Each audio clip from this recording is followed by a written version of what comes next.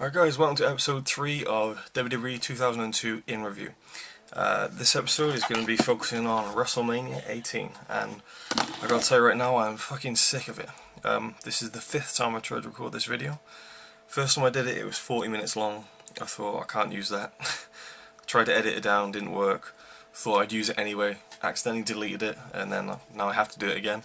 Started filming it again, my mum walks in, started filming it again, the cats are crying and running around, I have to sort them out, and I'm just getting really sick of this video. Right, WrestleMania 18, March 2002, WWE. Very interesting time, run up to WrestleMania. I'm going to try and keep this shorter than 40 minutes if I can, so apologies if I speak too fast. The main feuds we got going into WrestleMania that were brewing in March were The Rock and Hulk Hogan, obviously, Icon versus Icon. Chris Jericho, the Undisputed Champion, and the Challenger Triple H. And The Undertaker and Ric Flair. I love the build up to Undertaker and Ric Flair. No Way Out set that up perfectly. And I'll get into that in the review, what I thought of that build up. On the lower end of the card we got Kane and Kurt Angle. Not really much to say about that, they were kind of just thrown together as if, you know, we need these two in a match, just put them in a match. Maven was the Hardcore Champion, defending against Goldust. We have DDP and Christian, who had kind of like a little program going on where Christian was having temper tantrums in the ring every time he was losing. So DDP came in as a kind of like a personal motivator to kind of help him through the temper tantrums. That was a really fun little feud program, kind of partnership. I really enjoyed that. Just a bit of light entertainment, really. Then we have Edge and Booker T, who were feuding over a Japanese shampoo commercial that Edge got and Booker T wanted. It's got to rank up there, one of the most pointless ideas or reasons for a feud to start ever. And we have Stone Cold feuding with Scott Hall and Kevin Nash as the NWO after what happened at No Way Out. That was a really bad decision, I think. Not that Austin and Scott Hall isn't like a good idea, but not for WrestleMania. Not when you got Hogan on the card, and I'll talk about that later on. But I thought it was a real waste of Austin's talents, you know. This was the first time, you know, in a long time that he hadn't main evented at WrestleMania, and again I'll get to that in the review. Now Rock and Hogan, that was huge. Hogan came out on Raw a few weeks before WrestleMania in Chicago, got a great promo, and it's on this DVD, and I talk about it in the DVD review, so I won't say much, but Hogan cuts a great promo, The Rock comes out, ends up challenging him to a match at WrestleMania, Hogan accepts. This promo was brilliant, you know, that could have led into WrestleMania as far as I'm concerned. That, you know, that was a money promo. But yet they carried it on for a few weeks. They mixed it up in a tag match, which I didn't think was the best thing to do. I thought they should have kept Hogan, you know, from wrestling till WrestleMania. I guess they wanted to see if he could still, you know, at least get in there a little bit. But no, everyone forgets about that anyway. They only think about WrestleMania. One thing I hated about this was Hogan and the NWO. They beat down The Rock in the ring. He was put in an ambulance, and then Hogan ran into the ambulance with an 18-wheeler and crushed the ambulance. A week later, Rock's there at WrestleMania, not a scratch on him, not limping, anything. So it was like, what was the whole point of that angle? Were they thinking, let's get some heat on Hogan, how can we do that? I know, let's get an 18-wheeler, crash it into an ambulance that The Rock's in, that'll get him some heat. I mean, couldn't they have done something a bit more, you know, personal and intimate, and, you know, I think with things like that, it's just so over the top, and WCW, I think. You could have them do something in the ring, or you could have had them do something in the ring, in front of all the fans who paid to see them there that night, and they could have made the fans care about it more, to see it in front of them, and you know, maybe just a more intense beatdown from the NWO. You know, maybe they could have beat him down, and Hogan's like, right, back off, it's just me and The Rock now, and Hogan just goes to town. But no, this stupid angle where The Rock got crushed and was fine a week later, you know. And even the night after WrestleMania, Hogan's like, I crushed him with that truck, and he came back like nothing had happened. It's like, yeah, it was stupid. At the time though, I was like, oh wow, this is amazing, but, you know, looking back on it, it's just like, but it was still huge to have these two guys who, you know, two of the biggest icons of their generation, go at it at WrestleMania. That was, you know, huge, a massive deal. You know, there was so much excitement going into this WrestleMania just because of that match. Jericho and Triple H, now this was not as good as it could have been. Jericho was kind of, you know, the Undisputed Champion. He's playing like the cocky, kind of cowardly heel, which suits him. And they brought Stephanie into the mix. Now, Jericho and Stephanie have had a lot of good chemistry in like 2000, 2001, kind of, you know, just at each other's throats, and it was brilliant TV and a great kind of little pseudo feud going on where it was just kind of, you know, never really bigged up that much, or, you know, but it was just kind of always there on TV every now and again. It was brilliant. Now it was brought in where she would kind of manage Jericho. On paper it sounds great, you know, these two people who, you know, the fans used to love hearing Jericho just rip on her all the time. And for him to kind of join forces with her was kind of like, wow, that's going to cause a lot of heat. And, you know, it did at first, but it just didn't gel that well. Their chemistry together didn't work as well as it could have. And he mentions this in his book, that it was a disappointment and a letdown. And, you know, sometimes, you know, things look good on paper and they just don't work. I think they should have gone a different road with this. They should have had Jericho bring up the fact that, you know, when Triple H was injured in May of 2001, it was in a match with Jericho. And after he injured his leg, Jericho put him in the walls of Jericho on the announce table, which, you know, made the injury even worse, you know, and that's, you know, that's true. They could have brought that in, and Jericho could have been a real bastard heel and gone for Triple H's leg. And I mean, he did go for his leg, but, you know, and that was cool because he sold it at Mania and stuff. He had it bandaged up, and you don't see that as often these days. But they could have done a lot more with that, and it was all about Triple H and Stephanie, you know, and their marital breakup, you know. I remember he sawed her prom car in half or something, and she was crying, and it was just like, so this is the WrestleMania main event, you know. Jericho was playing second fiddle to Triple H's wife in the main event, you know, of WrestleMania. So yeah, let's get on with the review of the show. Oh, and also Billy and Chuck were now the tag team champions after failing to win them in No Way Out. Billy and Chuck were a good tag team. I think they got a lot of heat, and you know, the whole thing with them being gay or whatever, or not being gay, was kind of I think that was just like kind of a bit of a taboo. Not really though. At 2002, I mean, you know, gay issues have been dealt with on TV around the late 90s, early 2000s anyway. But I guess in wrestling it was different and it stood out. I'd never been a big fan of Chuck Palumbo, even with Billy and Chuck, but I love Billy Gunn, and they made a good team, so that was cool. So yeah, the show opens WrestleMania 18 from the Sky Dome in Toronto in front of a record crowd of 68,237 people. They opened the show with Saliva playing the theme song Superstar, and I love this. It was awesome. They had like a big screen showing like all the feuds and stuff that had led up to WrestleMania.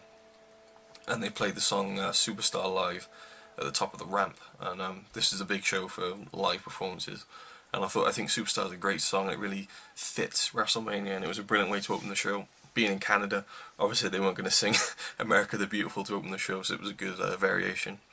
Then we have the hype video for WrestleMania itself, which is kind of more about WrestleMania as this entity as opposed to what was happening at 18.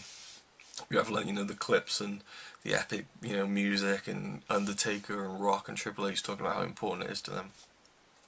The Austin soundbites were a bit weird in this though. It was like, you know, you have like Triple H and Rock talking specifically about WrestleMania 18, like WrestleMania 18 is going to be the biggest night of my life, and then Austin's like, it's an adrenaline rush every time I step through that curtain.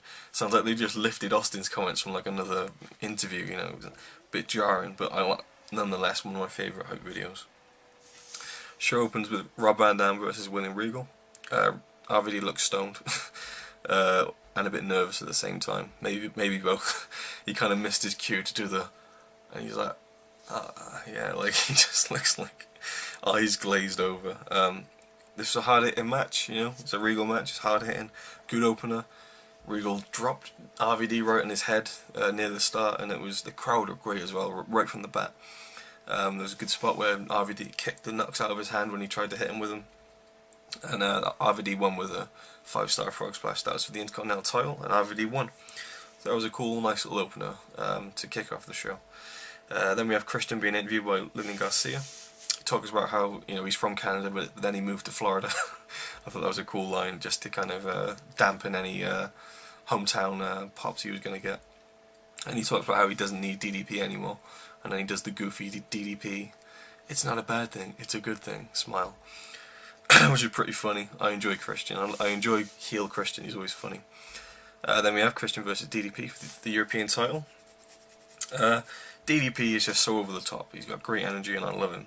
He's not the greatest wrestler, but he just he's so theatrical, and the crowd love it, and it's brilliant. I bet Christian was really glad he didn't have to do a big TLC match this year at WrestleMania. In comparison, it's a pretty light match for him to do. DDP really playing the crowd. There's a really cool spot where DDP went for the diamond cutter, and Christian was in the corner, and he grabbed hold of the ropes so DDP couldn't get all of it, and they hooked him from behind and did a reverse DDT, and the timing on that was fucking like within an atom. Like, it was perfect, and it was a great spot, and I loved it. It's always great to see like a good spot and to have the timing be really good as well, because that's rare sometimes. And it was a great near fall as well. And then there's a nice sequence into an ending where he does the diamond cutter and pin Christian, and then he gets on the mic and he praises Christian for not losing his temper despite the fact that he lost in front of all these people. And then Christian starts having a temper tantrum, and DDP leaves through the crowd, which is cool. I really enjoyed this match. Then we have the Rock promo with Jonathan Coachman, where he asked Coachman to get down on his knees and pray to God, and he's like, "What up, G?" Rock kicks him away, calls him a sick freak, and then cuts his awesome promo on Hogan, where he rips his shirt off, and he wants full Hulkamania, he wants Hulk Hogan at his best. Great promo, one of the Rock's best promos. It's so amped and hyped up, and it really gets you into the WrestleMania feel. Goldust versus Maven for the Hardcore title. Not much this match, it didn't go on for very long. During this match, I really love the massive stage. You get a really good look at it, and it's just huge. And I always love that about WrestleMania, like Goldust, gold pyros going off, and it's just huge. It's like half the enjoyment for me is just seeing these epic entrances and just how many people there are in these big arenas. Spike Dudley comes down pretty soon into the match, followed by Crash Holly, pins Maven, runs off with the Hardcore title, and Crash Holly runs after him through the crowd. It was okay match. It was cool to see Maven at WrestleMania. Cool to see Goldust back. He had like some gold weapons, which is cool. But it was just like a little fun kind of match, not much to it. Then we have Drowning Pool on stage performing Tearaway, which is the song that goes with the Triple H Chris Jericho feud, and there's a video package of their feud on the big screen. And it was really good, really fitting, and I love that idea of having the hype video and the band who does the song playing the song, and the song really fit as well. Like, the main hook line is "I don't care about anyone else but me," and that really fitted with Stephanie's part of the hype video and Jericho's part of the hype video. I love it, and I love how just a song, just the audio and the visual can really tell a story without hearing all the promos and stuff. Although it was odd that we didn't get a full video package for Jericho and Triple H. We just got that. But it was still cool, and it was unique, and it was different. Backstage, Crash is chasing after Spike Dudley. Al Snow turns up in a golf cart and crashes through a wall of boxes, and then Hurricane swoops in on a rope, knocks down Spike, and wins the Hardcore title. Then we have Angle vs Kane. Typical great heel promo from Angle, coming out in the ring and just like doing some sports references to rile up the crowd. I love Angle around this time. He clocks Kane with the ring bell before the match, and that was an awesome spot because it gave Kane kind of an underdog element in the match because he'd already been hit with the ring bell, but he kind of fights back with his monster strength, but it gave Angle an opportunity to hit some big suplexes on Kane, which is always impressive to see big guys take moves like that, and it made it more interesting than them just starting up slowly. Solid match, really. Again, impressive seeing Kane get thrown around like that. The crowd were really into the near falls. At one point, Kane hit an enziguri, which was really cool. There was a belly to belly from the top rope. That was really cool. The finish went a bit botched. Well, it wasn't botched, it just wasn't done very well. Kane picked Angle up for the choke slam. Angle did a 180, hooked his legs around Kane's waist, and did a roll through into a pin, and held the ropes at the same time. Great idea for a spot. Didn't really work that well. It kind of was a bit stilted, and they kind of didn't get the timing right. And him holding the ropes was off as well. So it's a shame because it was a really good spot, and he did it brilliantly with the Undertaker a few years later. But it's a shame that it was a solid match that was kind of hampered by a sloppy ending. Hurricane's backstage, and Godfather's hose turn up, so he kind of hides behind this kind of change-in partition, and you can see his shadow, and he's holding a broom because the hose are getting undressed, and it's just like awful. Godfather turns up and Hurricane runs off. Then we get the video package for Undertaker and Ric Flair. Flair's talking about how, you know, he won't wrestle the Undertaker when he challenges him to a match at WrestleMania. So the Undertaker has to try and convince him, so he busts open Arn Anderson on Raw, beats up his son David Flair at a training facility, and bloodies him up and says he's not afraid to go further and stuff. And it was really cool, Undertaker really getting inside Ric Flair's head.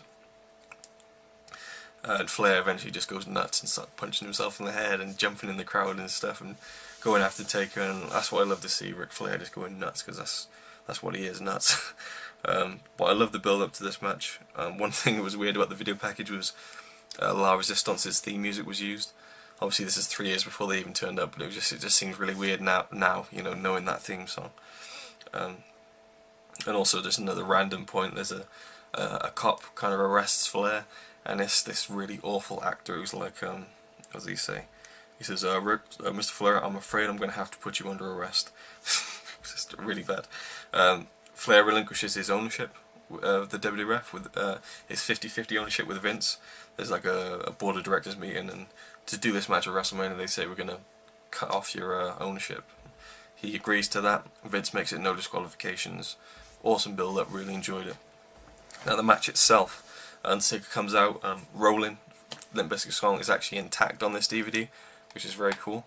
Obviously they just decided just to use get the licensing rights for WrestleMania DVDs and nothing else at this point. JR keeps calling Undertaker Booger Red. It's like Booger Red. At one point King even says, JR, what does Booger Red mean?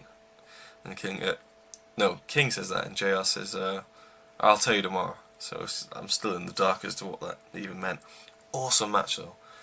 One of my favourites. One of my favourite WrestleMania matches, Undertaker and Ric Flair. Just a bloody, brutal fight, loads of punches and chops and just brawling. And at one point Taker gives him a superplex off the top rope, but not off the second, off the very top.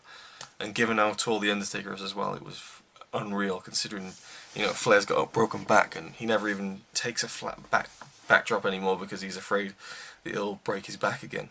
And he took a superplex off the top rope. It's insane. He played it really well. Undertaker, this is probably one of his better matches as a heel, I think, as the short hair American Badass heel. He was really good in this. Arn Anderson came out, hit Undertaker with a spine buster. That was an awesome moment. But Taker just busts him open again anyway, and wins with a tombstone. And even before he'd won the match, JR was talking about how he was 9-0 at WrestleMania, and then he gets on the ring and he's like 10-0. So this is when the streak kind of became a bit well known. It was nowhere near the legendary status that it is now. Backstage, Booker T's interviewed with Michael Cole. He's wearing glasses and saying that he's just as smart as Edge and that he knows about Einstein's theory of the relatives. It's a funny Booker T promo, but you know, then again, not that funny, if you know what I mean. Then they show, oh look, here's the Hard Rock Cafe up in the rafters. They got a great view of WrestleMania, and you see the view, and it's like, where's the ring? Like, I'd hate to go there. Then we have Booker T versus Edge. Great pop for Edge in his hometown. Awesome moment for him, I'm sure. There's a great story in his book where he talked about how he came out and he was so amped up. At the beginning of the match, he gives Booker T a forearm, and he just hits Booker T so hard with it. Booker T kind of blacks out for a second. You can see him get hit and just go, and then carry on. And you watch the first forearm of this match. He clocks Booker T something rotten. It is ridiculous. Such a hard shot. Another Hurricane Rana botch this month for Edge. He goes to give Booker T a Hurricane Rana off the top rope, and Booker T kind of takes it and lands on top of Edge. I don't think I've ever seen that before, someone take a Hurricane Rana and land on the person who gave it to them. Which is a shame, because it would have been a good spot, but again, another botch. But you know, it was a solid match, nothing to write home about. But there was a great finish sequence, and yeah, an Edge won. Edge did like a spinner Rooney as well, that was awful.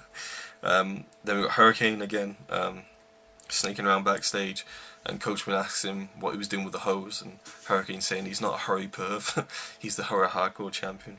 Molly turns up, and it's like, come on, let's go to the hurry cycle or something. Hits him with a frying pan, she wins a hardcore title and runs off. Then we have the video package for Stone Cold versus Kevin Nash. Versus Kevin Nash? Yeah, I did this the first time I filmed this video. I've put Nash instead of Hall on my notes. Okay, the Austin Scott Hall package. It's pretty cool. Austin kind of like kidnapped Scott Hall and tied him up and beat him up with beer cans and stuff. It was a really one-sided feud, actually. Austin just beat the shit out of him every week and spray painted 316 on his back, and that was pretty cool. But overall, you just think, why was Austin doing this? Also, the NWO broke a cement block over Austin's knee. I just think, well, I'll get to this at the end of the video, what they should have done with Austin. We'll talk about the match. It was a decent match. There's a lot going on. Lots of interference from Kevin Nash. Real Kevin Nash heavy involvement in this match. He's at ringside with Scott Hall. The ref gets taken down. Jack Doan comes out and he slides almost the whole way across the ring, and Kevin Nash just kind of drops an elbow on him and just crushes him. It looks really, really painful. Like, these referees are really like small compared to the wrestlers. Well, compared to Kevin Nash, he's like that, and he just squashes him with an elbow drop. And JR says, "Oh, mighty little Jack Doan," which I thought was really funny. Towards the end, the crowd were actually popping a bit for Kevin Nash and Scott Hall, which is interesting. There was an unreal pop at the finish when Austin hit Hall with 2 stunners. The last one where he just jumps off. A very memorable stunner cell. Interesting fact: there were 6 stunners in total in this match. There was 4 stunners on Scott Hall. Scott Hall did a stunner on Austin, and he gave one to Kevin Nash as well. This match, it's just a walk in the park for Austin. It's a wasted opportunity, I think. But it was decent, but nothing more. It was just sad to see him in the mid card of WrestleMania. We have a video package on Axxess, which is cool to see, and Booker T's playing the new SmackDown game with the little kid, and he's like, "I'm not on this game." He's like, so he's like, "I'll be Chris Benoit," which is like a bit awkward watching that, but there you go. One thing that I noticed about Axxess, and I can make a whole other video about this, but I didn't like how The Rock wasn't there meeting fans, from what you can see anyway. From this video package, there's a small area where the wrestlers are signing autographs as fans. Hogan's there, Austin's there, Triple H is there, Undertaker's there. The Rock, he's out there in the ring, just kind of in a nice kind of shirt, a bit of a Hollywood kind of look, and the rest of them are off. Hogan's off in his wrestling t-shirt, signing pictures and signing autographs for fans and taking pictures. It just seems like already The Rock's Hollywood kind of persona is kicking in, in real life. I mean, he'd made a few films by this point, and it was starting to, to get into Hollywood big time. This was, around one of the last years of his time in wrestling. Well, this was his last, proper year in wrestling, really. 2003, he was only around for a few months. But yeah, I didn't like that. But, maybe he was signing autographs, I don't know, but it just seems like The Rock was a bit self-important there. We have a 4 corners tag team elimination match. The Dudleys, Billy and Chuck, APA, and the Hardys. Saliva, back again. They do the Dudley Boys theme song, which wasn't that good, but again, cool to see, some more live music again. This is probably what took up a lot in the other video, so I'll just say that the APA, they pure dominate the match. They hit a big clothesline on Billy, but then they walk into a 3D and get eliminated. At one point, the Hardys give Chuck Palumbo a DDT, and he just puts his hands down and does a handstand, and then rolls onto his back and holds his head. It is the worst DDT cell I've ever seen. In fact, I'm going to put a picture up of it right now. You can see how bad it is. I mean, look at it. His head is like a full, 5 inches, just like a foot off the ground. Unbelievable. Unbelievable. See, awful DDT style. Stacy tries distracting Jeff Hardy. He slaps her on the ass. Billy and Bubba do a doomsday device on Jeff and take his head off. But the camera angle's awful. You can't even see where he lands, and it looks like he really landed on his head. But awful camera angle there. Dudley's work over Jeff for ages, and it just gets a bit boring. One thing I like was Bubba got knocked to the outside by Matt Hardy, and Bubba just shouts out to Devon, "Don't let Jeff tag in."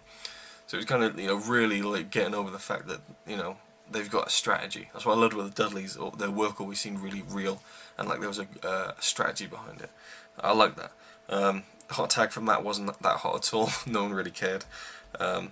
Billy pushes Devon off the top rope through a table. Camera missed it, and it was a ridiculous bump from what I could see. They showed a replay of it. from the other side of the ring and you still can't see it. So you see it once, you see it twice in the replay, and you never see it at all. Awful match for camera angles, this. There's a Twist of Fate Swanton on Combo on Bubba to eliminate the Dudleys. Cool fast finish where they do the Twist of Fate Swanton combo again on Chuck, but Billy comes in, hits Jeff with the Faymaster, Matt Hardy's out of the ring, and then they retain the titles. You know, it had its moments, this match, but you know, again, with all these people and all this stuff going on, it was, you know, forgettable. You know, I didn't remember any of it. You know, and I've watched this event loads of times. So backstage, we have Kevin Nash telling Scott Hall that even though Scott Hall lost, that, you know, tonight NWO they're gonna get their win back with Hogan and Rock. It won't happen twice. Hogan comes up and says, do him a favor and don't get involved tonight. He wants to do it on his own, and just like Rocky Balboa, he's going to take out The Rock tonight, which I thought was cool. Nice little Rocky 3 reference. Kevin Nash says it doesn't matter, they're getting involved. You know, this is when Hogan's walked off. I just thought that was like the most blatant, you know, interference announcement ever. Molly's running around backstage with the Hardcore title, runs into a door that Christian opens, and he goes, stand back, there's a new champion coming through. Pins her. Again, I love Christian around this time. Christian's the Hardcore champion. Then we get the Hogan Rock video package, which was epic. And Hogan's talking about how, you know, he made wrestling and the fans turned on their backs on him and drove him out of the WWF. And The Rock says the people believed in him and The Rock believed in him. And he hypes Hogan up as a legend, the best ever. And then he challenged him to a match. He says, how about you headline one more WrestleMania with The Rock? And Hogan goes, yes. And I rag on that so much, but actually looking at this DVD, it's got the promo, and actually there's a lot more to it. Yes, Hogan, if you'll headline WrestleMania, and Hogan's like, you know, why would I want to headline a guy with headline WrestleMania with a guy like you? You're a dime a dozen, flavor of the month. And then The Rock's like, yes or no, and Hogan says yes. So there's a lot more to it than that. Obviously you can't cover everything in a video package. Yeah, really epic stuff. And then you see the beat down the truck angle, which is just awful. Hogan versus Rock now. The NWO graphics kicked in during the hype video, which I thought was really cool. Hogan comes out with black and white, and you know, it's brilliant. The crowd's going nuts. Rock comes out, and just the crowd reactions. I mean, you know, this match has been talked about so much, and it's just the crowd reactions just make this match amazing. Hogan stood there, and he's just like looking like that to the crowd, and he's almost like, he's like, wow, you like me, you really, really like me. He's just like almost amazed by it, and they lock up, and he pushes The Rock away, he flexes the muscles, and the crowd just go nuts. It's unreal. Like, the camera pans back, and everyone's on their feet. It is a moment. It's, I sometimes don't even think of it as a match. It's just a moment in wrestling history that's just unrivaled. You'll never get a match like that again. You know, as much as Rock and Cena are going to try next year, they're not going to top that. Hulkamania just was reborn right there. It was amazing. You know, the match itself wasn't technically that great, but you know, every little thing got such a big reaction that it didn't need to be that intricate. It was brilliant, absolutely amazing. It's just a match you can watch over and over again. It's so fun to watch. The crowd are amazing, and they're just behind Hogan every step of the way. Rock beats Hogan with about 2 rock bottoms and a people's elbow. NWO come out and they start beating up Hogan. The Rock comes out, he takes out the NWO, and Hogan's like, you know, motioning to the NWO. He's like, come on, you know, what's going on? And they're like, oh, fuck off. And Hogan's like, oh, come on. He really sold that well, like it was a legitimate falling out with his friends. And then Hogan and Rock pose in the ring and stuff, or Hogan poses with Rock's encouragement, and they shake hands, and it was just like, wow, that's a moment, you know, brilliant. And then they walk off together up the ramp, you know, just Rock helping Hogan, and Hogan seems just really appreciative of the whole situation, as does The Rock. It's a brilliant moment in wrestling history. Then we get a shot of Big Show at WWF New York. I'd be pissed off if I was him. It's like, oh, good WrestleMania, what am I doing? You're going to be at WWF New York. Just, wait, I'm not going to be in Canada? No, you're going to be just hanging out with some fans. Yeah, that was a tough break for Big Show. Finkel announces the Skydome attendance record has been set at 68,237. Jazz versus Trish versus Lita for the Women's Championship. Trish comes out in the Canadian maple leaf tights, which was great. Decent action, you know, thoughts on this. Trish can really go with the right people. Jazz is really good. She adds like a roughhouse element to matches, but Lita's just really sloppy. There's constant wolf whistles throughout this match. Obviously the crowd have really burned out from the Hogan match. And Lita kind of ruins the pace with her sloppiness. She messes up a few things, nearly kills Trish with a simple scoop slam. And Jazz beats Lita with an awesome fishy buster off the top rope. It was basically like the perfect plex, but kind of more of a brain buster off the top rope. It was awesome. I forgot about that. Backstage, Christian is leaving the arena. He's just about to get into his car, and he kisses the hardcore title. And he's like, oh, and he's like, oh, it's beautiful. I can almost see my face in it. Maven runs up, rolls up Christian, gets the title, jumps in the car, and then drives off holding the title. And I thought it was brilliant. Nice little thing running through the show. It was just really fun. You know, a WrestleMania kind of thing. It was really cool. Then we got the main event, Triple H versus Chris Jericho. Drowning Pool again are out singing Triple H's song, The Game, which weirdly enough, the hook line for that song was Here Comes the Pain. So that was weird. It's also Here Comes the Game, I think, but like Pain is another line. I think this match would have been so much better if Stephanie wasn't involved. The crowd aren't too into it. It's a very good match, but it's not a great match. I don't know if Jericho was feeling the pressure, or you know, he just had an off day, but he messed up once, and you know, maybe the pacing was off a bit. I don't know, but it was decent. It was a very decent match. Triple H's leg injury, it gave him something to do that was different, and it gives Triple H the underdog hook. And Jericho, you know, worked with that well, and he worked over the leg of Triple H. At one point, you know, the referee's turned and Jericho's got a chair, and Triple H boots the chair into Jericho's face, and that's kind of the point in the match where the crowd really becomes unglued and go nuts, but nothing, no reaction. So he hits Jericho with the DDT on the chair when the ref's turned, no reaction. You know, I'd like to say that it's because they didn't build the match up very well, but it is because the crowd is so burned out, you know. If there was ever a time Triple H needed juice, this is it. They could have made this match a bit like their Fully Loaded match, which was amazing. But you know, I read in Jericho's book, Triple H said to him before they went out there on the ramp, he said, right, they've got Hogan versus Rock, now we're going to give them a wrestling match. So obviously they were going for that kind of classic wrestling main event, and it just didn't work that much. It was a cool finish where Jericho jumped off the top rope and got hit with a pedigree, but really it felt like all this match was building up to was Triple H hitting the pedigree on Stephanie, so you know, that was just a disappointment really.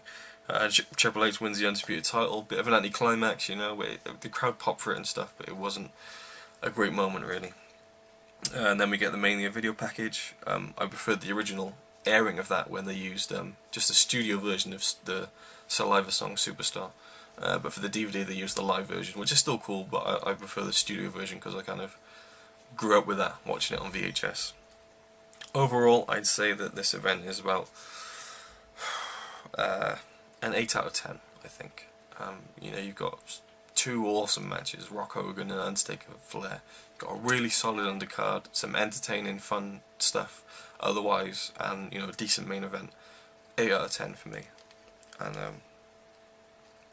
yeah, that's about it really. I think the one thing I wanted to finish this with was, you know, Rock Hogan there, icon versus icon. Kane, Cameron Battery ran out there, so yeah, as I was saying, I think it should have been Austin and Hogan. That being said, if you took everything that they did for The Rock and Hogan and just put Austin in there, you know, the same build-up, the same promos, it wouldn't work at all. Because Austin isn't that kind of charismatic kind of guy that The Rock is. He's got charisma, but not like The Rock's kind of overt kind of charisma. But they definitely could have worked in a way for Austin to do that, you know, that great build-up.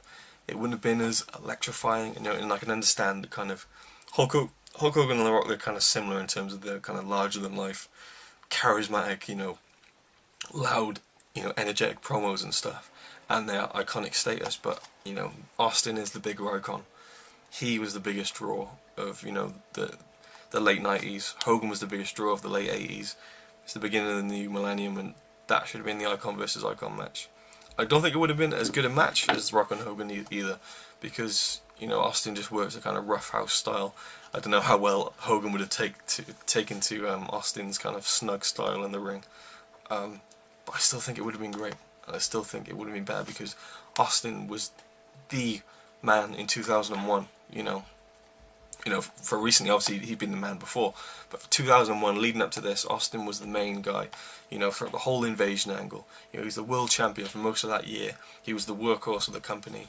You know, The Rock didn't come back for a while. He was out during 2001, and I think it should have been Austin Hogan. But you know, either way, Rock and Hogan were still amazing, and I think it was a wasted opportunity with Austin, to be honest. I think that's what led to him leaving in 2002, because he should have had a huge match at WrestleMania, and he didn't. You know, every WrestleMania before 18, Austin was either main eventing or stealing the show like he did with Bret. So, you know, again, wasted opportunity, but still a great WrestleMania. Not the best, but really enjoyable. So, thanks for watching. I'll leave you with some more funny signs and the DVD review, of course. Can't forget about that. Give you the DVD review, some funny signs, and then we'll see you with episode 4. Thanks for watching. Hopefully I've finally got this video done and it's less than 40 minutes. Okay, so here we have the DVD itself. I love this cover, icon versus icon.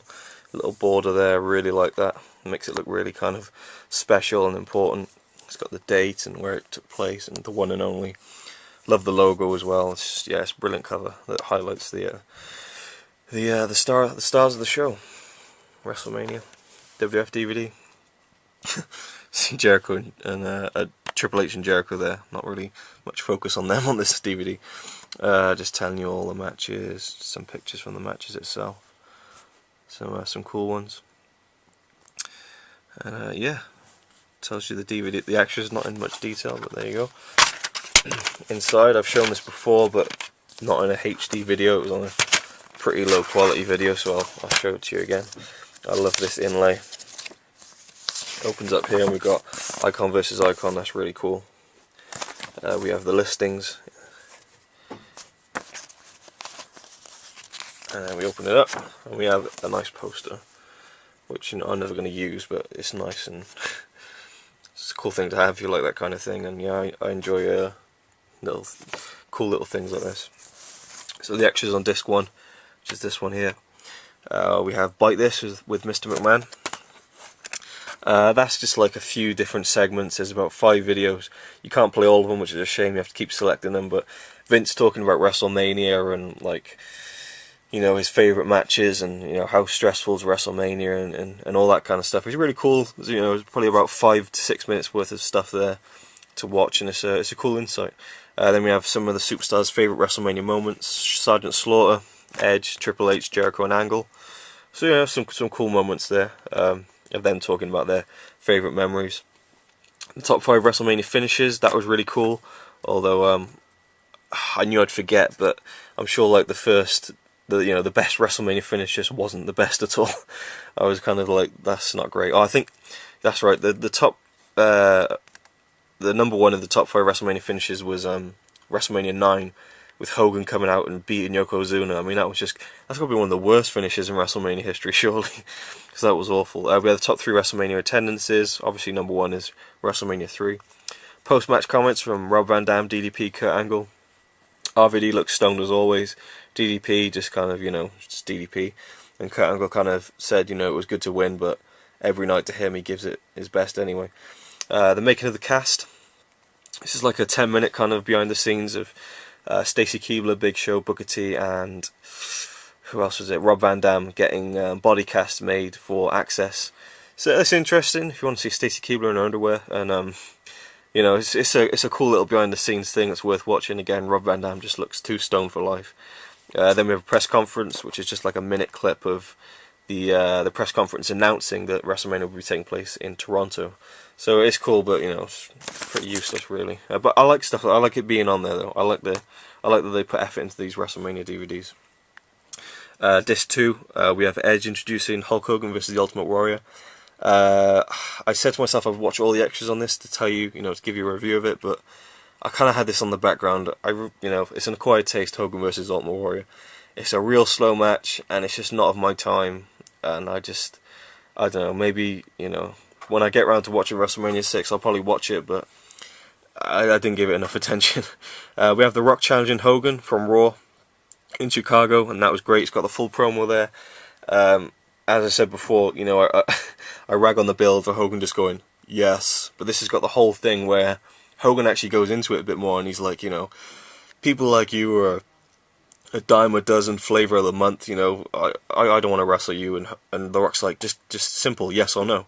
So then Hogan says yes after a lot of build-up. So actually the promo was actually quite good, and it's good that this is on there as well. Rock tells a story. This is him at Axxess. You know, and I've already mentioned what I think about that. But it's just The Rock in the ring telling a story about when he was in Madison Square Garden, I believe, and Hulk threw his bandana out and The Rock caught it as a kid. Went to give it to the Hulk and he was like, "Hey, thanks," and just walked off. It's got a cat fight. That's just Trish and Lita fighting backstage on SmackDown before WrestleMania. Really good cat fight, actually. They beat the shit out of each other. It looks really convincing. Post-match comment from Trish and Maven. Yeah, just them basically saying how it's a dream come true, and Trish talking about her Canadian attire, which is really cool. Oh, and we have the next night on Raw as well, which is The Rock and Hogan kind of ripping off his NWO shirt. That was really cool as well. So this DVD for the extras, I'm going to give it a 9 out of 10. Really good extras. A lot of content on here for, you know, fans of wrestling and WrestleMania in general. Really cool set. So I give the DVD about a 9 out of 10. And I got this from Woolworths, probably around 2004, I'd say. I was surprised that it was even in the shop. You know, it's where my mum worked, so I got some discount, and I got it for £3.50, brand new. So this is another one of my first wrestling DVDs. Really happy that I got this so cheap, and that it was a WWF title as well. So yeah, that's where I got it. That's, you know, you probably find this online pretty decent price, I'd guess. Yeah,